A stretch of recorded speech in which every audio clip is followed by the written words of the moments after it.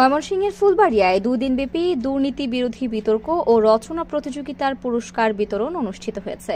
সোমবার সকালে উপজেলা পরিষদের হলরুমে রুখব দুর্নীতি গর্বদেশ, হবে সোনার বাংলাদেশ স্লোগানে এবং অভাব নয় সীমাহীন লোভী দুর্নীতির প্রধান কারণ বিষয়ে বিতর্ক ও রচনা প্রতিযোগিতায় বিজয়ীদের পুরস্কার বিতরণ অনুষ্ঠিত হয়।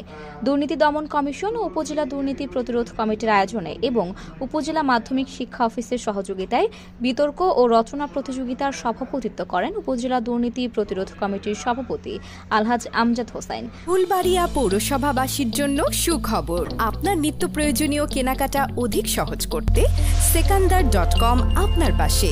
উপজেলা দুর্নীতি প্রতিরোধ কমিটির সাধারণ সম্পাদক সাংবাদিক আলহাজ নুরুল ইসলাম খানের পরিচালনায় অনুষ্ঠানে প্রধান অতিথি হিসেবে বক্তব্য রাখেন উপজেলা সহকারী কমিশনার ভূমি সেলিনা আক্তার।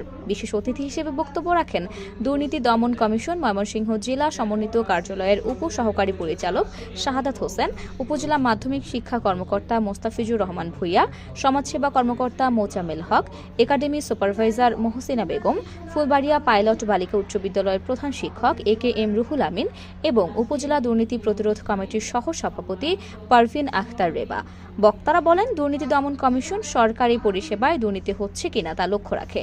যারা দুর্নীতি করে তারা মানসিকভাবে মৃত। প্রত্যেকের উচিত নীতির বাহিরে কোনো কাজকে সমর্থন না দেওয়া, সবসময় যে কোনো মূল্যে দুর্নীতির বিরুদ্ধে অবস্থান নিতে হবে উল্লেখ করে বক্তারা এ ব্যাপারে সচেতনতা বৃদ্ধি করে গণপ্রচারমূলক কাজ চালিয়ে যাওয়ার আহ্বান জানান।